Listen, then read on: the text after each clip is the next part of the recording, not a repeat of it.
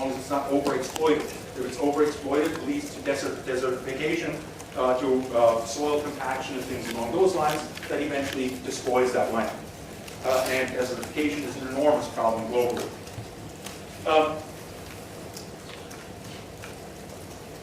I don't want to go into all of these details into too much of these details because we're already running out of time. Suffice it to say that scarcities in and of themselves create problems. And there are various different forms of scarcities. And most of what we've talked about so far are supply-induced scarcities, meaning that the supply is cut back. And there's also, of course, demand-induced scarcities that result from drastic increases in the consumption of a particular item or a particular resource. And lastly, what are called structural scarcities. Structural scarcities are not scarcities in the absolute sense, but scarcities that are created by the maldistribution of a particular resource. The best example of a maldistribution of a specific resource is with regard to water. Essentially, the global reality is that the limited amount of water that's that's available to the planet will fill up the swimming pools of the rich long before it's available for free to people that can't afford them, or can't afford it. Meaning that there's a relationship to class. And the other reality is that when demand-induced scarcities arise, or for that matter, supply-induced scarcities, these scarcities create tremendous possibilities for profit, tremendous possibilities for benefiting from these scarcities, insofar as you can capture those resources in your own hands. And Thomas Homer Dixon, as well as Robert Kaplan, studied this problem extensively and found in particular in places like sub-Saharan Africa, as land was becoming more scarce as a result of desertification, the natural tendency was for the powerful within those societies to get hold of as much land as possible at the expense of the general population. And thus, this kind of structural scarcity, Homer Dixon argued, was likely to lead to increased conflict. Increased conflict, first and foremost, within states. But the implication of this should be fairly evident. If we are indeed exhausting resources, especially non-renewable resources, at a faster and faster rate, at the same time that consumption is going up, that populations are going up, the natural conclusion is that competition over those resources will increase.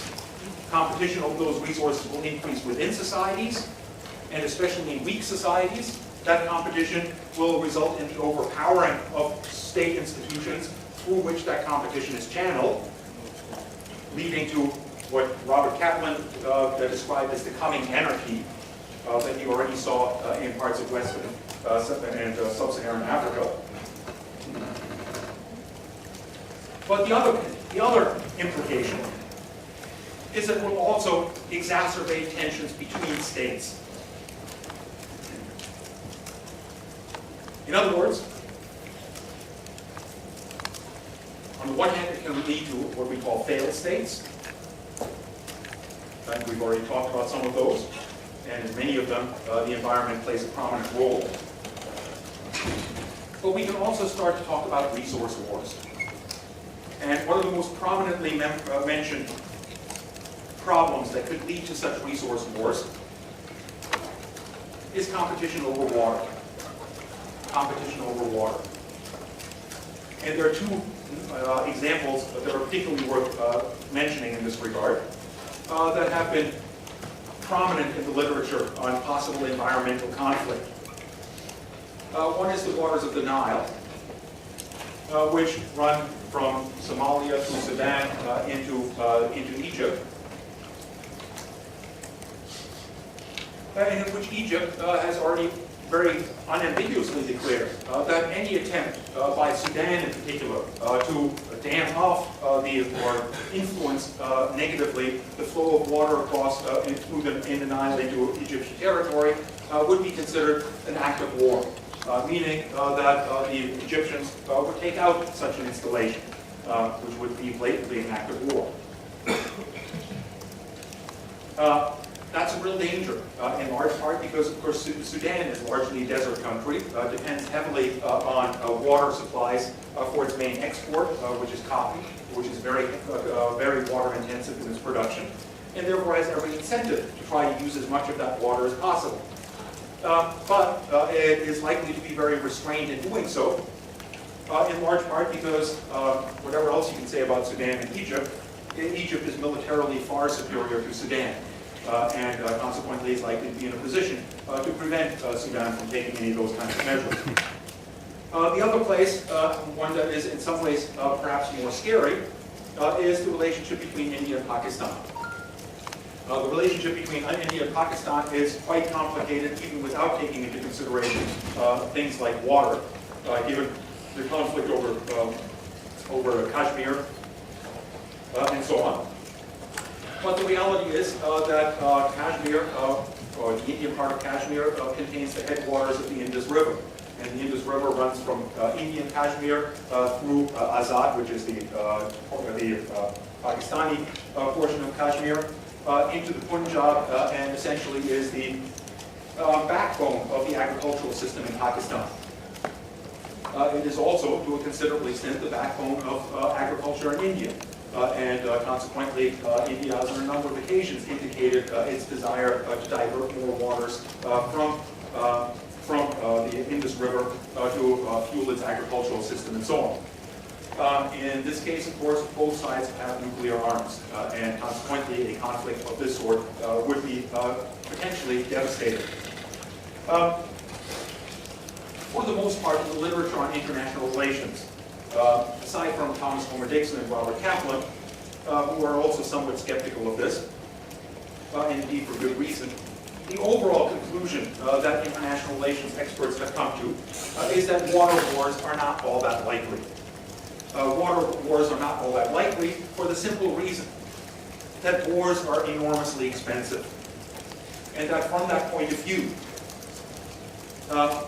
it almost always seems like it would be cheaper simply to import the things that you require water for than to go to war to get the water. And thus, they essentially argue that it's not very likely to happen.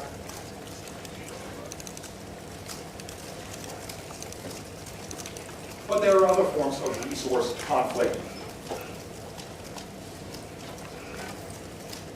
And other relationships between resources and conflict. One of which is the suggestion that the Arab Spring was to a large extent a result of environmental factors. Why? Because in the year 2010, wheat prices rose by 80%. And thus, since the majority of the income of many Arab countries is spent on food, that represented a drastic cutting back of their standard of living. In turn, making them less satisfied with current arrangements, less willing to accept the corruption of their elites, and the enormous and lavish lifestyles of those elites, and therefore more prone to going into the streets and rioting. The other side is something that I wanted to discuss in a bit more detail in the following segment on the future of the international system, and that is the relationship between countries like China and the United States. And one very key resource, which is, of course, energy. And as much as I pointed out that energy is not in so short supply, meaning that we have plenty of oil and plenty of reserves of oil and coal and gas to essentially fry the planet 10 times over if we burn it all, it nonetheless is a strategic resource in that it's not very evenly distributed. And in particular, insofar as certain countries don't have much of it and are therefore relying on foreign sources of it.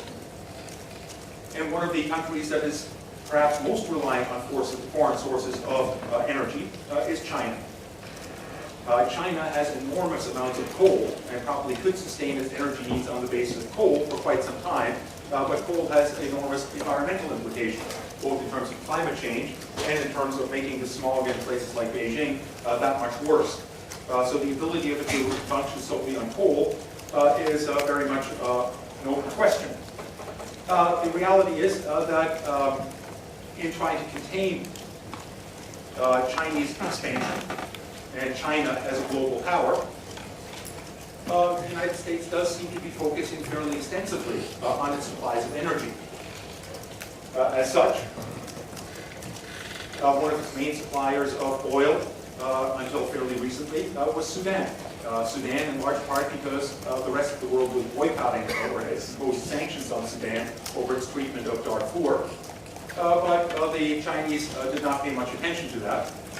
Figured that that was a matter of the sovereign state of Sudan, and consequently invested fairly heavily in it. The main oil-producing regions in Sudan are in South Sudan. And consequently, one means of getting greater control of it was to sever South Sudan from the Sudanese state. Another means of gaining greater control of it was to some extent to tolerate the breakdown of the South Sudanese state, meaning that for all intents and purposes, oil production in South Sudan has currently stopped. Why has nobody intervened to stop that conflict?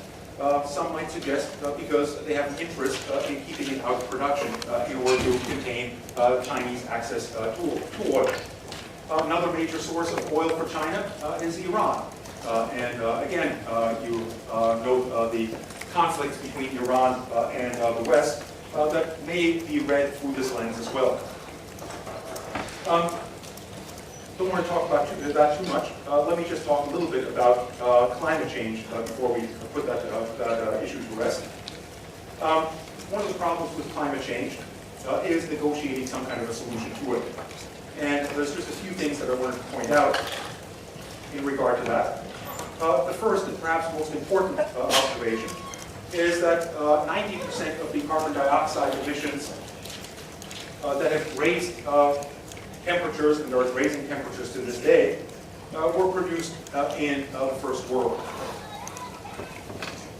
And this was one of the major flaws in negotiating a solution to the problem in beginning the Kyoto Protocol. The Kyoto Protocol essentially acknowledged this reality, acknowledged the extent of poverty in much of the developing world, and therefore put the weight of the major weight for dealing with climate change on the existing developed countries to curtail their use, and essentially impose no limits on countries like India and China that had historically produced very little. And that quite correctly pointed out in the 1990s that, and in the meantime that has changed to some extent, but in the 1990s, the average American was using the equivalent in terms of carbon dioxide as 50 average Indians, meaning that overwhelmingly the problem is caused in the First World, not in the developing world. The other side of the problem, however, is that the vast majority of the impacts of climate change will affect countries closer to the equator, meaning mostly in the developing world. And that means that the benefits of cutting emissions will go disproportionately to the south, whereas the costs will have to be borne disproportionately by the north. And it's for that reason that the United States backed out of Kyoto.